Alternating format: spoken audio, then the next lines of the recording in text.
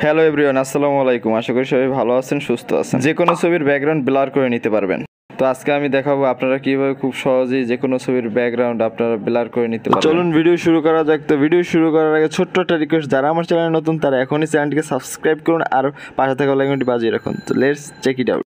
Welcome back. আমরা mobile স্ক্রিনে চলে এসেছি। ফার্স্টে আমরা যে কাজটি করব, আমরা প্লে স্টোর থেকে অ্যাপসটি ডাউনলোড করে নিব। তাদের অ্যাপসটির নাম আমি ভিডিও শেষে বলে দেবো কি অ্যাপস আর কীভাবে ডাউনলোড করবেন। তো ওকে, তো ফার্স্টে আমি অ্যাপসটি ওপেন করে নিব। তো অ্যাপসটি ওপেন হয়ে গেলে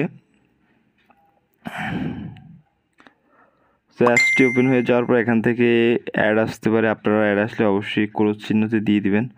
ওকে, তো অ্যাপসটি ওপেন হয়ে যাওয়ার পর এখানে কিছু অ্যালো পারমিশন চাইলে অবশ্যই অ্যালো পারমিশনে ইয়েস দিয়ে দিবেন। অ্যালো পারমিশন দেওয়ার পর ইন্টারফেসটা ঠিক এরকম আসবে। তো এখান থেকে আপনারা বিভিন্ন ধরনের টেমপ্লেটও পাবেন। আপনাদের ইচ্ছা অনুযায়ী এখান থেকে টেমপ্লেটে দিয়ে আপনাদের ফটোস দিয়ে টেমপ্লেট ব্যবহারগুলো করতে পারবেন। যে কোনো ধরনের টেমপ্লেটও ব্যবহার করতে পারবেন।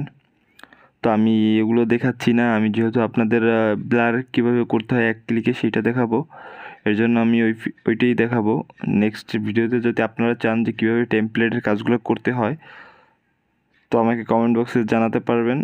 আমি ওখান থেকে আপনাদের কমেন্টে সাড়া পেলে অবশ্যই আমি টেমপ্লেটের এগুলো নিয়ে একটি ভিডিও টিউটোরিয়াল দিব। ওকে, তো এখন আমি এখান থেকে দেখুন মাঝে সিজার আইকন যে একটি অপশন দেওয়া আছে এটিতে আমরা সিলেক্ট করে দিব। ওকে, উপরে এডিট নামে যে একটি অপশন পাওয়া যাবে এটিতে আমরা সিলেক্ট করে দেব।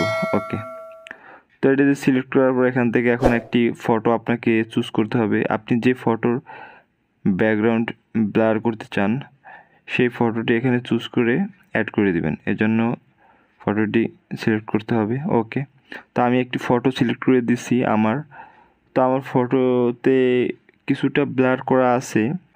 তো আমার এই ফটোটি ক্যামেরা দিয়ে তোলা, এজন্য কিছুটা ব্লার করা আছে ছবিতেই।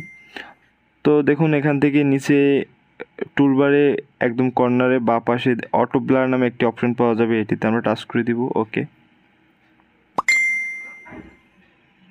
তো এটিতে টাচ করার পর অটোমেটিক ব্লার হয়ে গেছে। তো আপনি চাইলে এখান থেকে ব্লার আরও বাড়িয়ে নিতে পারবেন।